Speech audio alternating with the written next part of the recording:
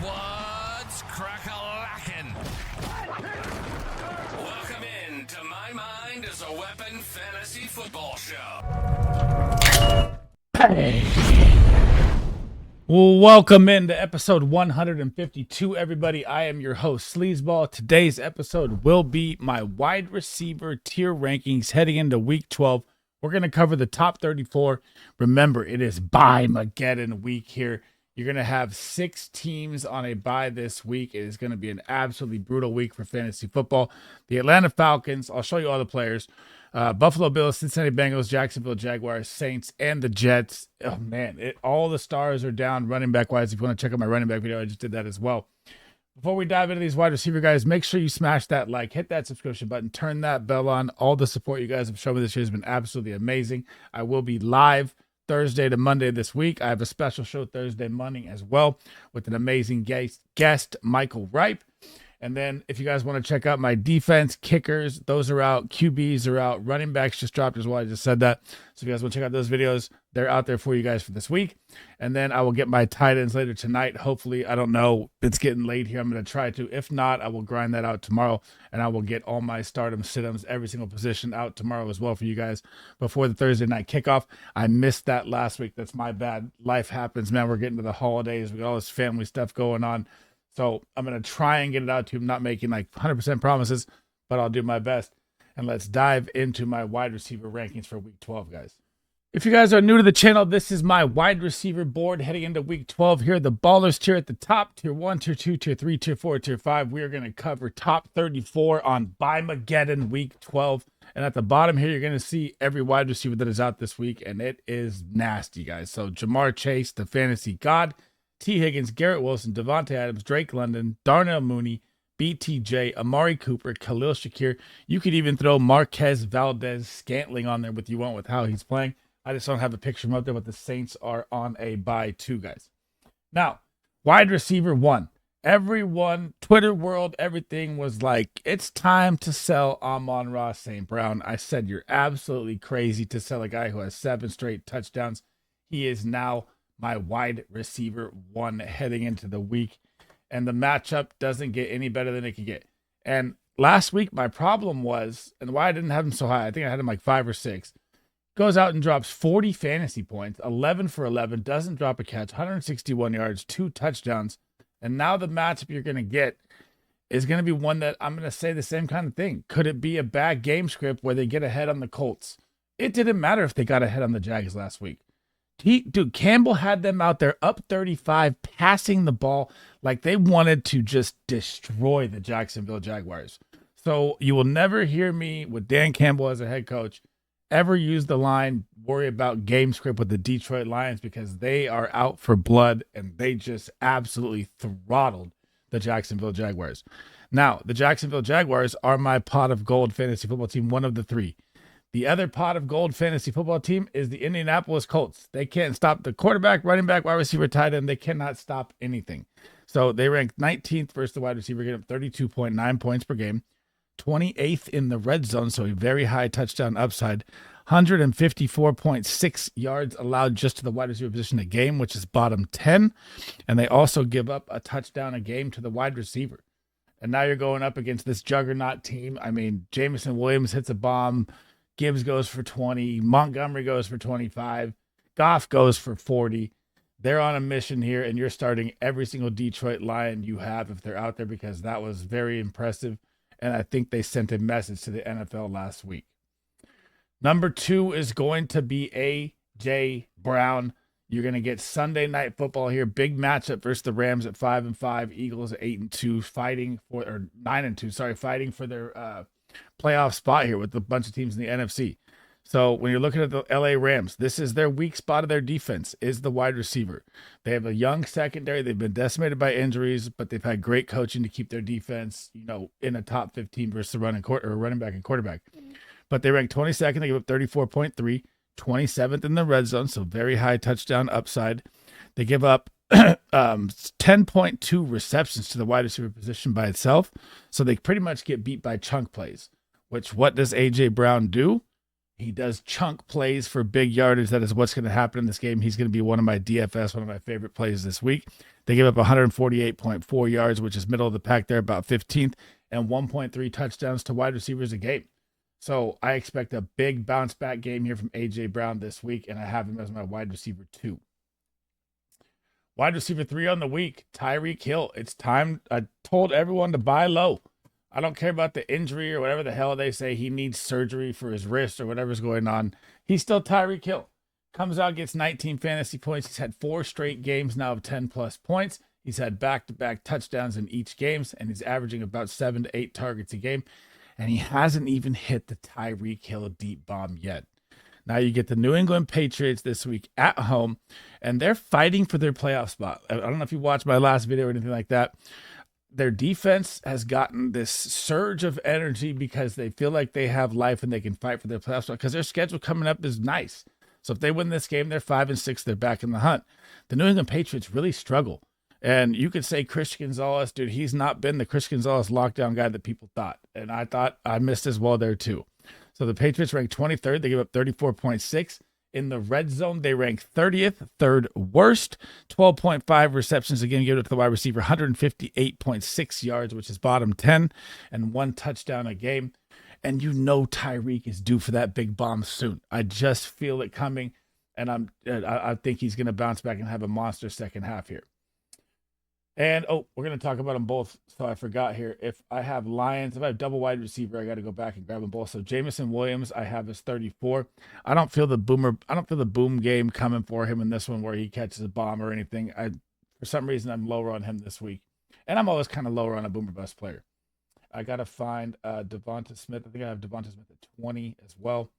Man, Devonta Smith, just talk about him for a second here. I don't know is he becoming boomer bust now? Is this like a kind of Devonta Smith thing we're looking at here? Because it's kind of getting ugly here. This is 7 points and 3 points back to back. Yeah, he popped off versus Jacksonville and Cincy, but everyone pops off versus those teams. Versus the Giants, he had 0. So he's had 3 out of the past 5 games under 7 points. I mean, it's kind of like, I mean, he's wide receiver 26 on the year. That's still wide receiver 2 numbers, but it's kind of like he's becoming a boomer bust here with the Saquon Barkley edition, and Saquon's so goddamn good. It's crazy.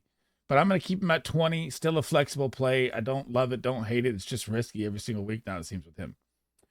And the other guy we need to grab here is, my God. If you want to start Jalen Waddle, you can start Jalen Waddle. I mean, I don't know what is going on with him. You could say it's the injury from last year that was massive, which is the same injury that Isaiah Pacheco has right now, which, Jalen Waddle never really came back from. And even this year, he doesn't look like he's back at all. Dude, guys, this is 9 straight games in full point PPR that Jalen Waddle has not hit double-digit points. What is going on here? He's never even seen a game over 6 targets in every single one of those games, except for week 5. He had 8. Sorry. So, I mean, it's not looking good. He's probably the highest drafted bust healthy player of the year, legitimately. Like, there's no other argument around it. If you want to start him, you can. Like I said, the matchup is great.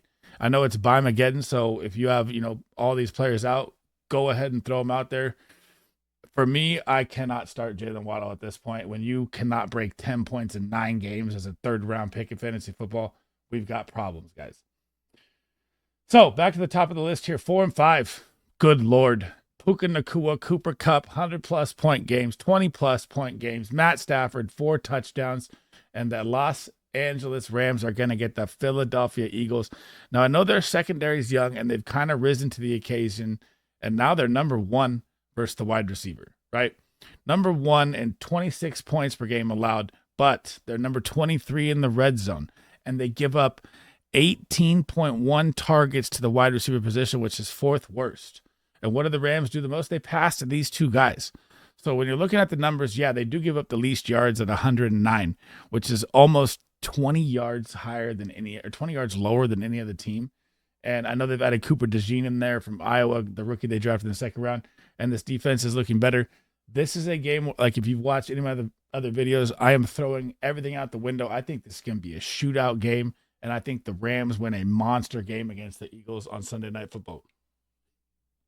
And I have Puka Nacua and Cooper Kupp at 5 and 6. That's right, 4 and 5. Number 6, I'm riding it again. I had him in the baller tier last week. He had the best matchup versus the Ravens. He still saw 12 targets, still had a good game, didn't find the end zone. George Pickens gets another good matchup here, guys. Thursday Night Football versus the Cleveland Browns. They're 24th versus the wide receiver, getting 35 points a game, 15th in the red zone, so they get a little better there. They give up 156.4 yards, which is bottom 10 to the wide receiver position, 1.2 touchdowns a game, which is also bottom 5 in the NFL. Thursday night, going to be one of those grunge matches between the Browns and Steelers, but the Steelers defense gives them so many opportunities, and since Russell Wilson's been there, it has opened up George Pickens, and I am calling it right now that he is going to get a touchdown in this game, and he is in my baller tier again. Number 7 is going to be Nico Collins. And man, if you own Nico Collins and put him out there last week, that first play of the game really hurt, dude. Like an 80-yard touchdown called back. Absolutely brutal. And the matchup here is not great. And CJ Stroud is struggling. So when I'm looking at Nico Collins, yeah, he got 7 targets, 4 receptions, 54 yards, first game back. That's fine. Could have been a 20, 30-point game with that first play, right? But what you have to look at here is now you're playing the Tennessee Titans. Tennessee Titans are actually number 4 versus the wide receiver, and Ladarius Sneed was out last week. So that's another thing. He might be back. 26.5 points per game they give up. That's top 4. 11th in the red zone, so about a top 7 defense. Only 9 receptions a game to the wide receiver they give up, which is number 3. They also give up 117 yards, which is number 2 behind the Eagles. So you also got to look at game script here. And I'm not going to put the Texans on the Lions game script level where if Dan Campbell just runs over everyone and scores 50 points. That's not the Texans offense, even though Joe Mixon looks great. This is the only reason I have Nico Collins so low. Number 8, Justin Jefferson. The first time he is out of my baller tier ever on the year. The lowest I've ever ranked him right now is wide receiver 8. You are going to go up against the Chicago Bears in Chicago in the cold. And Sam Darnold did have a good game last week. I didn't expect that from him, especially against Tennessee, who I just talked about. But Ladarius Sneed was out, one of the best corners in the NFL, and Justin Jefferson still didn't have a Justin Jefferson game. Now you're going up against the Chicago Bears. You're going to get Jalen Johnson, probably 50% of the game. Probably the number 1 PFF ranked lockdown shadow corner. If it's not Porter Jr., he shadows a little more, but they do rank Jalen Johnson as the best corner in football. This guy is an absolute beast. The Bears are number 2 versus the wide receiver, tied with the Eagles for number 1, so it's actually a split. But the difference is the Chicago Bears are number 2 versus the wide receiver and number 1 in the red zone. The Eagles are number 1 versus the wide receiver and number 23 in the red zone. The Bears are absolute lockdown. They only allowed 9.2 receptions to the wide receiver and 132.5 yards, which is top 5 as well, and a touchdown every other game to a wide receiver. This defense is ferocious. It is going to be freezing cold. And it's Justin Jefferson. That's why I have him this high, just because he's probably the best wide receiver on the planet. But this is just a tough matchup, and I really don't want to rank him this high, but it's Justin Jefferson, and I don't want to get shit in the comments for it. Number 9, he's back. Mike Evans. He's got to chase down about, I'm going to pull it up right now as we're going. He's got to chase down. So right now he's at 335 yards. And this is going to be one of my crazy calls right now in this video, right? So we are in week 12. You have 7 games left for the Tampa Bay Buccaneers, and probably the easiest schedule in football, which is why I've been saying to grab that Tampa Bay Buccaneers defense off the waiver wire for like 2 weeks now. But 335 yards. So he would need 665 to get to his 11,000 yard season. And I'm calling it right now that in the next 7 games in very easy matchups, the Giants, Carolina, Vegas, Chargers, Cowboys, Carolina, New Orleans. Only the Chargers are a tough matchup. I'm calling that he's going to hit 1,000 yards and do it for the 11th straight season. Now, this week, you're going to get the New York Giants. New York Giants are going to be led by Tommy DeVito. How is it going to look? I don't know. DeVito, Tampa Bay's defense is not very good versus the quarterback or wide receiver. I was even my quarterback video. I was like, maybe I should rank DeVito higher. He's had a couple 20-point games. We'll see how it goes, but Tampa Bay is fighting to get their playoff spot back here. And when you're going up against the New York Giants, they're not a bad defense. They're 12th versus the wide receiver, 30.7 points, 14th in the red zone, so a top 13 D, 137.2 yards, which is a top 10 as well. But this is Mike Evans. It's going to be the Mike Evans show. He's fully back with no Godwin, and man, it is going to be targets galore. Number 10, we're stick with that same game. I'm going to ride it out here with Malik Neighbors. So Danny Dimes, could it get any worse, right? I don't know if it could. I mean, I think his career is done. So what you have to look at, though, is still he's seeing 13, 11, 10 targets, 99% snap share. He's never coming off the field. Now you get the Tampa Bay Buccaneers, who rank 27th, giving up 37.2 points per game, 17th in the red zone, 163.8 yards per game, which is bottom 10 in the NFL in yards allowed to the wide receiver position alone. But it's Tommy DeVito. So actually, I'm going to pull it up here midway here. I looked at his stats a little bit in before my last video on my quarterbacks. So 2023, right? So he comes in week 10, plays the toughest defense in Dallas, 13 points. Then he plays Washington and goes for 24 points, 246 passing, 3 touchdowns. He also puts in rushing upside. Had another game of 17 points, had another game of 18 points, and then about average, right? But he played Green Bay, Philly. He played tough teams at New England in the cold. So Tampa Bay is not a great defense versus the wide receiver or quarterback. DeVito is one of those sneaky plays, and it might help Neighbors, honestly, because when you watch Danny Dimes, there's really not much to say. Coming in at number 11, we're going to talk about them both, and this guy has taken over the job. It is going to be Jackson Smith and Jigba, and they're going to get the Arizona Cardinals, guys.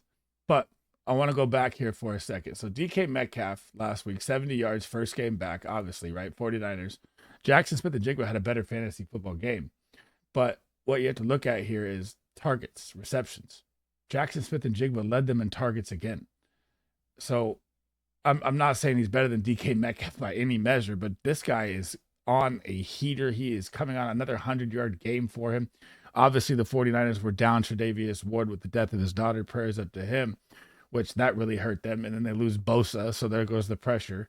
So everything unloaded. So that really helped them. Arizona coming off the bye healthy. I think it's going to be a different look here for them. And when you're looking at the Cardinals, their defense has gotten better and better and better. And it's crazy to say that, but it has. And they've dropped 14 points back-to-back weeks here. And you would never think that with the Arizona defense, right? So then they do that. They play better at home too, which is strange. This is at Seattle. So Arizona currently ranks 17th, giving up 32.4, 24th in the red zone, so high touchdown upside, 150 yards, which is middle of the pack there, and about a touchdown a game. So, but if you watch my running back video, I think this is going to be a Kenneth Walker, James Conner game more than it is the wide receivers. But am I still starting them? Yeah, I'm still flexing Jackson Smith and Jigba too. Coming in after DK Metcalf is going to be Terry McLaurin. Do not falter. Do not go crazy because Terry McLaurin had one bad game. It happens in fantasy football, man. And I know it was very, very ugly that he only had 2 targets versus Philly. But if you heard what I said, Philly's number 1 versus the wide receiver. And they really boosted their numbers after playing the Commanders because they didn't pass anything versus them. You're getting the Dallas Cowboys now. Dallas Cowboys season is over. Deron Bland out. Lewis out. Micah Parsons only one out there. Could they get one of them back healthy this week? Possibly. Doesn't matter. Cooper Rush is the quarterback. I don't see Cooper Rush passing for 55 attempts again. They're not at home.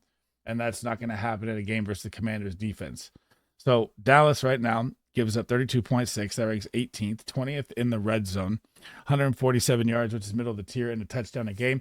And you know after one of those games where Terry McLaurin is not involved that they're going to get him involved in this game. He's going to be back to 7 to 8 targets, 100 yards. He's going to probably get a touchdown, and everyone's going to panic and say, should I start Terry McLaurin? I'm always going to say start Terry McLaurin. The target share is 28%. That's top 5 in the NFL. You have to start this guy, even off a bad game. Number 13 is going to be Cortland Sutton. I have to drop my apologies last week on stream. I was like, I still just don't trust this guy. All right. He's earned my trust. This is 5 games in a row with over 15 points. It's time to start saying that Cortland Sutton is a startable wide receiver too. 17 points. That's against Carolina. Of course, they're terrible. Baltimore, he gets 23 points. That's the worst defense versus the pass. KC, that's a tough matchup, gets 19. Atlanta, middle of the pack. Actually, Atlanta's dropped down to like below middle of the pack now, and he drops 14 points. He's seen an average of 10 targets a game, an average of 80 yards a game, 1 touchdown out of 4, 25%. I'm starting this guy no matter who he's playing because of volume. Now you get the Las Vegas Raiders, whose season is absolutely over, but the Raiders are not that bad versus the wide receiver. They're number 7 on the season, giving up 27.9. They're very bad in the red zone, 21st, so there's a high touchdown upside for Sutton. 119.2 yards allowed, which is third best, and a 0.8 touchdown a game. I still like Cortland Sutton. He's still going to see 10 targets. He's Bo Nix's go-to guy. Bo Nix is the best rookie quarterback from this class. It's time to stop overthinking it and just Bo leaving it, because he is. Number 15. Oh, he's always the hardest to rank. Like, I don't know anybody that feels confident starting CeeDee Lamb, even though he just had an 18-point game with 8 targets, 8 receptions, 93 yards. Garbage time points, guys. He had 4 catches for 40 yards in the first half. The game got out of hand, and he got a little tack on to go with it. Now, division game versus the Commanders here. Do they want to upset the Commanders season? Of course they do. The Commanders, like I said, they're one of those defenses that went from 30th to about middle of the pack. I mean, Dan Quinn, coach of the year, switched to single high defense. Now they rank 16th versus the wide receiver, giving up 31.8, 18th in the red zone, so they even out across the board. 138.6 yards, which is top 10 in the NFL, so they're very good at holding pass yards, and about 1 touchdown a game. But still, Cooper Rush is your quarterback. I know he just threw for 300 yards, but again, it was all garbage time, guys. I mean, he had like 160 at half, and he ended up with like 370. But first half wasn't bad. He got that big break for Turpin, taking his 70 yards or 68 yards. So that really helped his numbers, right? And that was all yak. So you're not going to get much deep ball down the field. Cooper Rush, CeeDee Lamb, anything special like that. I love CeeDee Lamb. The situation just sucks. So I'm going to rank him in the middle of the pack. Play it safe there, because I can't, and with the right consciousness, put him higher. Number 16, and if you're a subscriber to the channel, I hope you went out and bought Marvin Harrison Jr., Kyler Murray, and James Conner, because the Cardinals just went through the gauntlet of a opening season, guys. Let me break this down for you. They played Buffalo, playoff team, Rams, almost a playoff team on the bubble, Detroit, Super Bowl contender. I'll say Buffalo, Super Bowl contender, Commanders, playoff team, Niners, contender, Green Bay Packers, Super Bowl contender, Chargers, Super Bowl contender, Dolphins, fighting for their life, Bears, one of the best defenses, Jets, one of the best defenses. That is what Kyler Murray and the Arizona Cardinals just went through. Now they're about to get Seattle, Minnesota, one of the worst defenses versus the pass. That's going to help Marvin. Seattle, New England, Carolina, Rams, Niners. They have the easiest schedule down the stretch here for Marvin Harrison Jr. and Kyler Murray and James Conner, and you should have bought all these Arizona Cardinals off their bye. And if you didn't, shame on you, man. Hit that subscription button, turn that bell on so you don't miss information like that. Now, you get the Seattle Seahawks, who I've said, I don't know, in 10 videos, they've been a fraud. And you finally got to see it on the TV screen, what I've been saying through videos forever. They got to play the 3 easiest quarterbacks of all time to start the season. Their defense was top 5. I said they'd be a top 20 defense. That is where they're at now. They're ranked 21st versus the wide receiver, getting up 34.2, 22nd in the red zone, 143 yards, which is bottom 10, or not about middle of the pack, 12-13, and a touchdown a game. Marvin Harrison Jr. is going to have a big day here, I do think it's, like I've said it before, I think it's going to be a James Conner, Kenneth Walker game, but I think the wide receivers will still be startable. But I just think it's going to be a ground and pound game in this one, but I'm still putting Marvin Harrison, my wide receiver, 15. Wide receiver 16, Lad, the Georgia man, McConkey, is getting the best matchup you can get, and this guy has just been a baller. Versus the Bengals last week, 9 targets, 6 receptions, pops a 100-yard game, his second one of the season. He's getting more involved, is clicking more with Justin Herbert. Their passing attempts have gone up plus 10 per game since the bye. So Harbaugh's opened this offense up, and you get the Baltimore Ravens, which last week I said George Pickens and Russell Wilson would destroy them, but somehow the 32nd ranked defense versus the quarterback shut down Russell Wilson. I don't see that happening in this game versus the Chargers. I think that's a division game that just happens between those two teams. The Ravens give up 43 points a game to the wide receiver. Dead last. 29th in the red zone. Third worst. 189.5 yards. Dead last. 1.5 touchdowns a game. Dead last. Like, how does Quentin Johnston and Lad McConkey not smash in this game along with Herbert? It better not be twice that I get duped, man. And I have Quentin Johnson at tier 5 down at the bottom. I better not get duped like I did with Russell Wilson, man. Although Pickens still had a decent game. Time to get crazy here. I'm doing it. Juwan Jennings. Juwan Jennings. I have him ranked higher than Deebo Samuel right now. He's become the focal point of this offense. 11 targets back to back. I'll put up Deebo down here too as well. And I don't know what's going on with Deebo. I mean, he usually kills Seattle. He averages 20 points on his career versus Seattle and just does absolutely nothing last week. Juwan Jennings goes for 11, 91 and a touchdown. He's got back-to-back games of 90-plus yards, back-to-back games averaging 8 targets a game, or 11 targets a game, 17 receptions in both those games, 16 points and 25 points, averaging 20 fantasy points. I know Kittle was out. Kittle should be back this week still. This looks like Purdy's go-to wide receiver, and this is why, along with Ricky Pearsall, who just dropped a 0 last week, that I didn't want to pay Ayuk $30 million. I didn't think he was going to be worth it. I'm not saying that I knew he was going to get injured or anything like that. I just thought we had enough weapons to save that money, man. But, I mean, it's do or die time now for the 49ers. We get the Green Bay Packers. We've owned the Green Bay Packers in the playoffs in the season for like the past 5 years. I know we're beat up with injuries. Green Bay is a tough defense. They rank 11th versus the wide receiver with 30 points, but they do rank 26th in the red zone. So there's a big touchdown upside. They give a touchdown a game to the wide receiver, 135 yards, which is top 12. But still, this is a must-win game. I expect McCaffrey to eat. I expect Jennings to eat. I expect Kittle to eat. And I expect Deebo to wake up, man. I don't know what's going on with Deebo Samuel, so I'm going to rank him as my wide receiver 21 below Juwan Jennings. He's not earned enough to get past Juwan Jennings at this rate. Number 18 is going to be Jayden Reed, and what a weird game last week for Jayden Reed. So comes out, opening drive, gets the touchdown, and then only runs like 12 to 13 routes in a close game versus Chicago. I know he played 57% of the snaps, which is his lowest in the past 5 games. Very strange to me in every single way. But you get the San Francisco 49ers defense now. Tre'Davious Ward will be back out there. Bosa, we don't know what's going on with his injury yet. No, I haven't seen the update there yet. And the 49ers, I've been watching my team like hawks all year long. What we get beat on is chunk plays. So this is why I'm kind of higher on Christian Watson and Jayden Reed this week. And Christian Watson's going to be back in my rankings here as well. He's going to come in there at 32. And this is what we get beaten. So when you look at the numbers, we're 10th. We give up 29.9. We're 13th in the red zone, so a very good defense. 138.1 yards allowed, which is top 10 as well. And about 10.8 receptions. So you can tell right there, but the low number of receptions and the yardage numbers, this is where we get beat is bombs. And what do Christian Watson and Jayden Reed do? They get bombs. So this is why I'm higher on Jayden Reed. This is why I'm higher on Christian Watson. Most people wouldn't even have him in these rankings this high.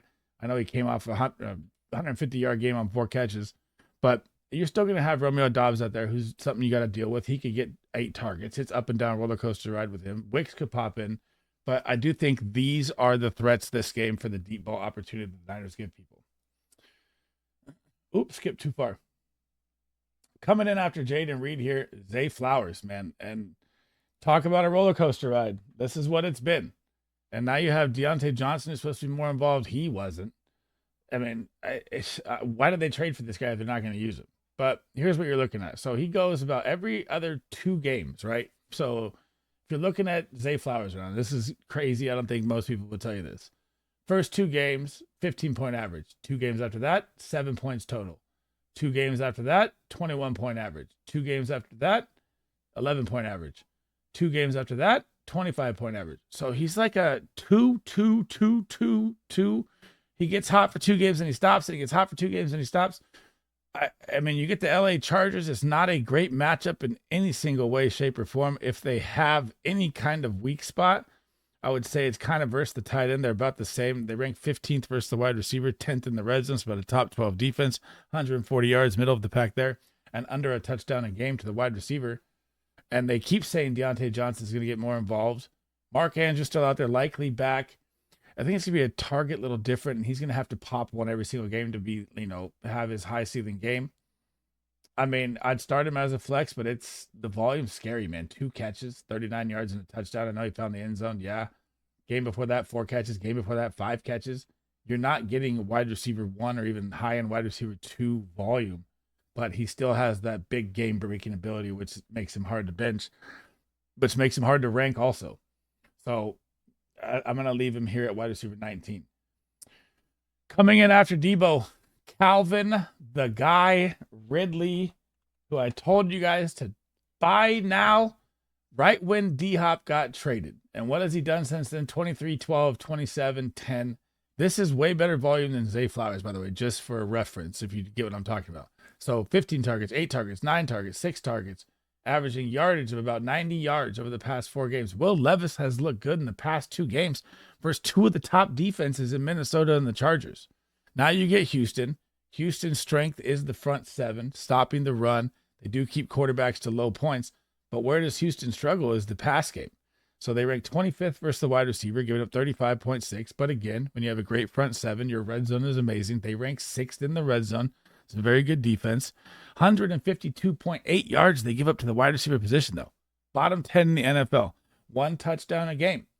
So who else? I know Westbrook-Akine popped a 98-yarder last week. That's not going to happen again. He is out there at a 90% rate, which is interesting. But Calvin really should see massive volume in this game and be a solid flex play. Coming in after him is DeAndre Hopkins. And the only reason I have DeAndre Hopkins this low is because you're playing the Carolina Panthers. And their defense is so good. They're going to give them so many opportunities. It's probably going to be a ground and pound run fest here from the Chiefs if DeAndre Hopkins doesn't score early. So the Panthers rank 14th versus the wide receiver, get up 30.9, 10th in the red zone, 140.3 yards, which is middle of the pack, and about a touchdown a game. But they're dead last in every category versus the running back. Every single one by a mile. So, I mean, you can throw DeAndre Hopkins as a flex. One of those game scripts I'm very worried about if he doesn't score in the first 2 quarters, that you're probably going to see Kareem Hunt and Pacheco or possibly Carson. So they're just going to pound the run down their throat. Heading down to tier 4. Here we go. Interestingly enough, Michael Pittman, I'll put Josh Downs up here too. And I'm going to put Pittman over Downs, even though Downs had a bigger game. And what you have to look at here is Pittman saw more volume. He saw 8 targets in the game, led the team in targets. Obviously didn't lead the team in yards when he hit that big bomb. Josh Downs actually saved the Colts win right there with that amazing diving catch. And I could flip-flop him if I wanted to, but I'd rather go with the higher touchdown upside in the red zone, the bigger body. So the Indianapolis Colts are now going to get the Detroit Lions, guys. One of the best run-Ds, top 4. Where do they really, really struggle is versus the wide receiver. 37.9 points per game they give up. That's 28th, but they have a great front 7, so they're very good in the red zone. Just like the Texans, they give up their 4th in the red zone. So they give up 188.7 yards, which is second worst to the Baltimore Ravens. This is why I like Pittman and Downs. But Anthony Richardson at quarterback just threw for 272. He was my smash play last week. Could he be a roller coaster, scary ride versus that front getting after him? Of course, he could be. I'm still going to have him on my smash play video. I like the rushing upside. I like the matchup a ton, but that front does scare me. Moving on to consistent Jerry Jeudy. And man, I'm not going to lie. I did not have Jerry Jeudy. I mean, I know the trade really helped him, so I did not have him going for 30 points last week. That's for damn sure. But you have to look at the consistency level here for the past 3 weeks. The connection with Jameis Winston is growing. So Baltimore, he goes for 12.5, 8 targets, 79 yards. Chargers, 11 targets, 73 yards. 11 targets. Then he goes to New Orleans, 11 targets again, 85 yards, 142. Pop that big, long bomb. I mean, volume is king in fantasy football. I know it's always scary to start Jerry Jeudy, but when you're seeing an average of almost 9.5 targets a game and you're averaging 100 yards a game, and I don't care that you're playing the Pittsburgh Steelers, which is a very tough defense. They are number 8 versus the wide receiver, 28.9. Number 7 in the red zone, 147 yards, which is about middle of the pack there. And 0.5 touchdown every other game. So, I mean, not great matchup in any way, shape, or form for it. That's why I have him lower. But I'd still be okay with the flex play because he's seeing such good volume. Coming in after him is going to be Tank Dell. And Tank Dell, man, 7 targets, right? So his target number dropped. His snap share dropped with Nico Collins back. I get that they blew him out, so maybe that's, inflated numbers. You're looking at 64%. You're getting Tennessee here. Like I said, with Nico Collins, I don't like this matchup. I don't like the game script. If you're going to throw out Tank Dell, you are hoping on an early bomb, pretty much, and hoping he finds the end zone early on a helmet or deep streak ball, whatever it is. I don't really like him for volume play in this game versus Tennessee. I've talked about their defense; they're very good. Who's a bigger bust, guys? If you made it this far into the video and you're still listening, who's been a bigger bust this year between Jalen Waddle and DJ Moore for draft value? It's a great question because Jalen Waddle was about end of the third, DJ Moore was about middle of the second, so you got to look at the value higher. Who's been a bigger bust, right? I know DJ Moore had his one pop game for 30 points, guys, but that's it. That's all he's done all year, and it was against Carolina. That's the worst. So, of course, right? Besides that, he only has 3 other games over 10 points. It's not been a great year. Shane Waldron was not the answer at offensive coordinator. And then you see Thomas come in. Yeah, DJ Moore goes for 7 catches, 62 yards. But what else do you see? You see Romo Dunze see the most targets last week versus Green Bay in a big division history game between the Bears and Packers. So, I mean, I'm going to throw Romo Dunze up here too for the first time he's in my board here. And the matchup, not great versus Green Bay in any way. I mean, they're 11th versus the wide receiver, getting up 30.4. They do struggle a little bit in the red zone. They rank 26, 135 yards, which is top 7. So very good defense. 0.9 chance for a touchdown. Sorry. I read it wrong. They don't play Green Bay. See, this is what happens when you come down to the end. They play Minnesota. Oops. Minnesota, 39.5 points to the wide receiver. 25th in the red zone, 184 pass yards a game, which is bottom 5. But I just don't trust how the volume is going to work out. I don't, Keenan Allen could be more involved. Cole Kmet got a little more involved. Yeah, you can throw him out there as flex plays. Do I trust it? Maybe for 8 to 9 points, maybe with a possibility of a touchdown upside. Until I see some consistency between who's going to be the guy here, it's always going to be tough for me to rank these Bears wide receivers. And then coming in last was Jalen Waddle and Jamison Smith at the end. Hey. Thanks for rocking with me today, guys. That is the end of the episode. That is my wide receiver top 34 rankings for BYEMAGGEDON, guys. Before we head out of here, make sure you smash that thumbs up. Make sure you hit that subscription. Turn that bell on. It helps me out more than you guys know. You guys have been absolute goats this season. I cannot thank you enough for all the support.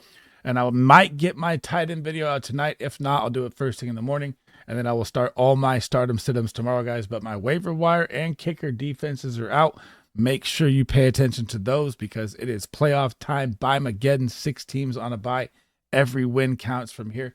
And there's some good players to pick up with some good defense to be paying attention to heading into the playoffs here. That's it for me in this video, guys. I hope to see you guys in the next one. Sleazeball out.